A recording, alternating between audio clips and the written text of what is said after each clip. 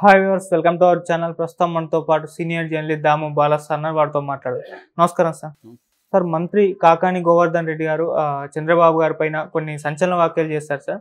ఆయన చంద్రబాబు గారు తొందరలో అరెస్ట్ అవుతారు, ఈ కేసుల నుంచి ఆయన ఎటు తప్పించుకుపోలేరు అంటూ వ్యాఖ్యలు చేశారు. అంటే ఈ వ్యాఖ్యల వెనుక ఆయన ఉద్దేశం ఏంటి? మరి చంద్రబాబు గారు అరెస్ట్ అయ్యే అవకాశం ఏమన్నా ఉందా సార్? అంటే మైండ్ గేమ్ అంటారు రాజకీయాల్లో. అలాంటి మైండ్ గేమ్ మళ్ళీ వైసీపీ వాళ్ళు స్టార్ట్ చేసినట్టు కనపడుతుంది చంద్రబాబు మీద. ఎందుకంటే సుప్రీంకోర్టు క్వాష్ పిటిషన్ని యాక్సెప్ట్ చేసి కేసుని క్వాష్గా చేస్తుంటే క్లియర్గా చంద్రబాబుకి మైలేజ్ వచ్చిండేది. అది చేయలేదు. చేయకపోవడం వల్ల ఏమైందంటే రిమాండ్ రిపోర్టు ఇంటాక్ట్గానే ఉంది, రిమాండ్ ఇంటాక్ట్గానే ఉంది, ఎఫ్ఐఆర్ ఇంటాక్ట్గానే ఉంది. ఆయన మీద పెట్టిన మిగతా కేసులు ఉన్నాయి. అంటే ఆ కేసు అనేది క్లియర్గా ఉంది. అది ఉండడం వల్ల ఏమైందంటే మిగతా కేసులు కూడా అవన్నీ కూడా ఇంటాక్ట్ అయిపోతాయి ఆటోమేటిక్గా. అదే కానీ క్వాష్ చేస్తుంటే మిగతా కేసుల్లో కూడా అదే వర్తిస్తుంది. ఆయన మీద ఇప్పుడు 5 కేసులు ఉన్నాయి. ఒకటి skill development, ring road, fibre grid, తర్వాత ఇసుక, మద్యం. ఈ 5 కేసుల్లో కూడా ఇదే వర్తిస్తుంది.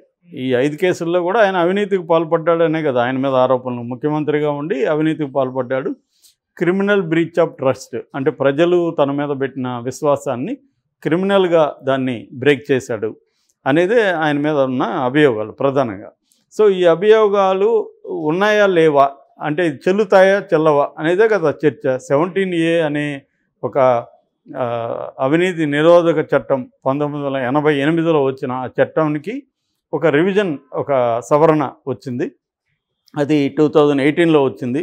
అందులో 17A అనే ఒక క్లాజ్ ఉంది. దాంట్లో ఆ సెక్షన్ ఏం చెప్తుందంటే, ఒక పబ్లిక్ సర్వెంట్ మీద కేసు పెట్టేటప్పుడు అవినీతి చట్టం కింద, ఈ చట్టం కింద పబ్లిక్ సర్వెంట్ మీద కేసు పెట్టేటప్పుడు ఆ కేసు పెట్టి విచారణ జరపాలనుకుంటే ముందుగా ఆ పబ్లిక్ సర్వెంట్ని అపాయింట్ చేసే అథారిటీ ఎవరు ఉన్నారో వాళ్ళ దగ్గర ముందస్తు పర్మిషన్ తీసుకున్నాకనే విచారణ మొదలు పెట్టాలి అనేది ఆ క్లాజ్ చెప్తుంది.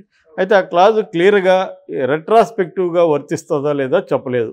అంటే ఇది నేరం జరిగే గతంలో జరిగిన నేరాలకు కూడా ఈ చట్టం వర్తిస్తుందా, లేకపోతే ఎఫ్ఐఆరా ఇంపార్టెంట్, ఇక్కడ జరిగిన టైమా ఎఫ్ఐఆరా అనేది కానీ ఎటువంటి క్లారిటీ కానీ ఆ చట్టంలో లేదు.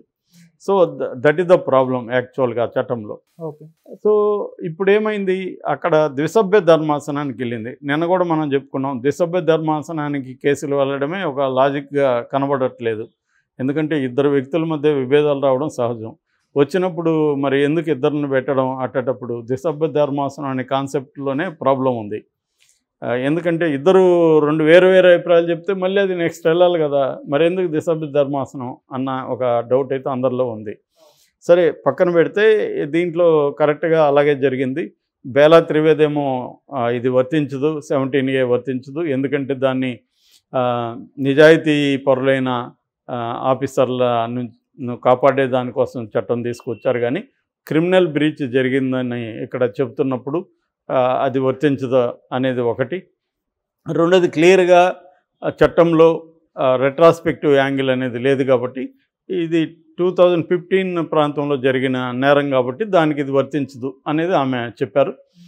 సో ఇటు అనిరుద్ధ బోస్ ఆయన ఏం చెప్పారంటే ఇది వర్తిస్తుంది, ఎందుకంటే ఎఫ్ఐఆర్ 2018 తర్వాత పెట్టారు కాబట్టి ఇది వర్తిస్తుంది అని చెప్పారు. బట్ వర్తించినప్పటికీ ఓన్లీ పీసీ యాక్ట్ మాత్రమే ఈయనకి వర్తించదు, కానీ ఐపీసీ సెక్షన్లు అన్నీ అలాగే ఉంటాయి. అట్లాగే ఆ రిమాండ్ చెల్లుతుంది, తర్వాత ఎఫ్ఐఆర్ కూడా చెల్లుతుంది. కేసుని మేము క్వాష్ చేయడానికి కుదరదు. అట్లాగే ఇది ఏసీబీ కోర్టు తీసుకోవడానికి లేదు, ఎందుకంటే సిఐడి అరెస్ట్ చేసింది అనేది ఒకటి. లేదా ఇది ఏసీబీ వాళ్ళు చేయాలని పని సిఐడి చేసిందని ఇలాంటి వాదనలు వినిపించినప్పుడు దానికి కూడా కోర్టు కన్విన్స్ కాలేదు. ఈవెన్ అనిరుద్ధ బోస్ కూడా ఓన్లీ ఆయన చెప్పింది ఇది 17A వర్తిస్తుంది కాబట్టి పీసీ యాక్ట్ అనేది ఈ కేసుకి వర్తించదు అని మాత్రం ఆయన చెప్పాడు. సో దానివల్ల ఇప్పుడు ఏమైందంటే వైసీపీకి కొద్దిగా బలం చేకూరినట్టు అయింది. అంటే మేము కక్ష సాధింపు చర్య చేయలేదు, మా రిమాండ్ను కూడా మీరు వ్యతిరేకించారు, ఆ జస్టిస్ హిమబిందు మీద కూడా మీరు ట్రోల్ చేశారు. ఇప్పుడు చూడండి సుప్రీంకోర్టే చెప్పింది రిమాండ్ కరెక్టే, అరెస్టు కరెక్టే అనింది సుప్రీంకోర్టు అని వీళ్ళు. అదేం సుప్రీంకోర్టు అనలేదు అలాగా. సుప్రీంకోర్టు ఏమనిందంటే దాని జోలికి మేము పోము, క్వాష్ చేయలేము అని చెప్పింది తప్ప రిమాండ్ కరెక్టు, అరెస్టు కరెక్టు, మీరు కేసులు పెట్టడం అంత కరెక్టు, మళ్ళీ కేసులు పెట్టండి అనేమి సుప్రీంకోర్టు చెప్పలేదు. కానీ వీళ్ళు దాన్ని ఇట్లా వ్యాఖ్యానించుకొని చంద్రబాబుని ఇరుకును పెట్టేట్టుగా ప్లాన్ చేస్తున్నారు. అంటే ఒక రకమైన మైండ్ గేమ్. చంద్రబాబు ఇప్పుడు మళ్ళీ అరెస్ట్ అవుతాడా అన్న చర్చ ముందుకు తీసుకొచ్చారు. ఎందుకంటే క్వాష్ చేయలేదు.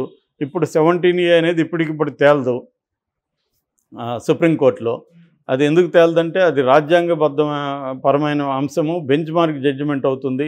దానికి ఇప్పటివరకు ఒక బెంచ్నే కాన్స్టిట్యూట్ చేయలేదు. అది 3గురితో చేస్తారా, 5 మందితో చేస్తారా, 7 మందితో చేస్తారా, 13 మందితో చేస్తారా తెలియదు. సో ఈ ఒక గందరగోళం ఉంది. చేసిన తర్వాత కూడా మళ్ళీ అది ఫ్రెష్గా జడ్జెస్ కాన్స్టిట్యూట్ అయినాక, అంటే ఆ కాన్స్టిట్యూట్ బెంచ్లో కూడా వీళ్ళిద్దరూ ఉండరు. ఎవరు, బెల్లా త్రివేది అండ్ అనిరుద్ధ బోస్ ఉండడానికి లేదు, కొత్త వాళ్ళని పెడతారు. మళ్ళీ ఆ కొత్త వాళ్ళని పెట్టినప్పుడు ఇప్పటివరకు జరిగిన డిస్కషన్, ఆ రికార్డ్స్ అంతా వాళ్ళకి ఇస్తారు. దాని తర్వాత మళ్ళీ ఫ్రెష్గా తెలుగుదేశం తరపున వాదనలు అడ్వకేట్లు వినిపిస్తారు. మళ్ళీ సిఐడి తరపున అడ్వకేట్లు వినిపిస్తారు. ఇవన్నీ విన్నాక మళ్ళీ వాళ్ళు అవన్నీ పరిశీలించి మళ్ళీ జడ్జిమెంట్ ఇవ్వాలి. దీనికి కనీసం ఒక 6 నెలల టైం అన్న పట్టే అవకాశం ఉందనేది న్యాయ నిపుణులు చెప్తున్న మాట. సో ఇటువంటి కాంటెక్స్ట్లో ఇప్పటికిప్పుడు తేలదు కాబట్టి జగన్ ఏం చేసే అవకాశం ఉంది, మళ్ళీ కేసులు పెట్టే అవకాశం ఉంది ఫ్రెష్గా. ఇప్పుడు ఏంటంటే ఒక్క ఫైబర్ గ్రిడ్ తప్ప మిగతా అన్ని కేసుల్లో ఆయనకి బెయిల్ వచ్చింది. స్కిల్ డెవలప్మెంట్లో రెగ్యులర్ బెయిల్ వచ్చేసింది ఆయనకి. ఇటు రింగ్ రోడ్ కేసు కానీ, ఇసుక మద్యం కేసుల్లో ముందస్తు బెయిల్ వచ్చేసింది. ఇంకా ఆయనకి బెయిల్ రానిది ఏది, ఒక్క ఫైబర్ గ్రిడ్డే. అది కూడా సుప్రీంకోర్టులో పోస్ట్పోన్ ఉంది. సుప్రీంకోర్టు క్లియర్గా సిఐడికి ఇన్స్ట్రక్షన్ ఇచ్చింది, మేము తీర్పు చెప్పే వరకు మీరు అరెస్ట్ చేయొద్దని. కాబట్టి ఆ కేసులో కూడా అరెస్ట్ చేయరు. కాబట్టి ఈ 5 కేసులకు సంబంధించి చంద్రబాబు అరెస్ట్ అయ్యే అవకాశం లేదు. ఇంకా ఏ కేసులు అరెస్ట్ అయ్యే అవకాశం ఉంది? కొత్త కేసు సడన్గా వీళ్ళు పెట్టి, ఆల్రెడీ నీరు చెట్టు అనే పథకం దాంట్లో కేసు పెట్టబోతున్నారని చెప్తున్నారు. అట్లాగే హెరిటేజ్ కుంభకోణం అనే ఒకటి అంటున్నారు. ఇలాగ 3-4 కేసులు ఇంకా ఉన్నాయి. ఎందుకంటే విజయసాయిరెడ్డి చాలాసార్లు క్లియర్గా ప్రాసిక్యూషనబుల్ కేసులు 7-8 ఉంటాయి అని చెప్తున్నాడు, చాలామంది చెప్తున్నారు. సో ఇప్పుడు కొత్తగా కాకాని గోవర్ధన్ రెడ్డి మినిస్టర్ చంద్రబాబు మళ్ళీ అరెస్ట్ అవుతాడని చెప్తున్నాడు.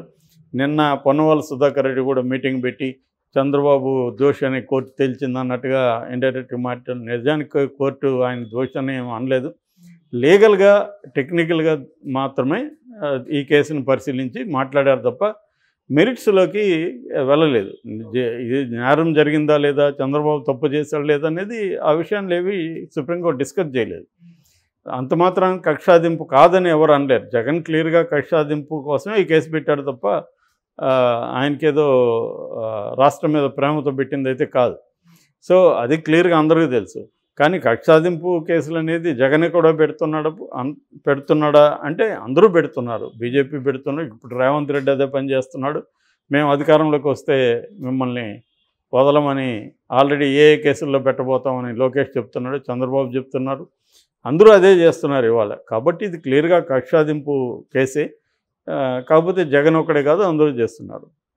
సో ఈ కాంటెక్స్ట్లో చంద్రబాబు మళ్ళీ అరెస్ట్ అయ్యే అవకాశం ఉందా అనుకున్నప్పుడు పాజిబిలిటీ అయితే ఉంది. కొత్త కేసు పెట్టి సడన్గా మొన్నెప్పుడే ఎట్లాగైతే స్కిల్ డెవలప్మెంట్ కేసులో సడన్గా అర్ధరాత్రిలో అరెస్ట్ చేశారో అలాగా వీళ్ళు టైమింగ్ అవి చూసుకొని ఫ్రైడే నైటు అలాగా టక్కని వెళ్ళి అరెస్ట్ చేయొచ్చు. ఏసీబీ కోర్టు రిమాండ్కి ఇచ్చేయచ్చు. రిమాండ్కి ఇచ్చినాక వాళ్ళు మళ్ళీ ఏసీబీ కోర్టులో బెయిల్ వేయాలి. దాన్ని కొంతకాలం డ్రాగ్ అవుతుంది. వీళ్ళు కావాలనే మేము ప్రిపేర్ కాలేమో టైం అడుగుతారు సిఐడి వాళ్ళు. అట్లా మళ్ళీ ఆయన కొద్ది రోజులు జైల్లో పెట్టే అవకాశం ఉంది. మళ్ళీ వాళ్ళు హైకోర్టుని మూవ్ చేయాల్సి ఉంటుంది బెయిల్.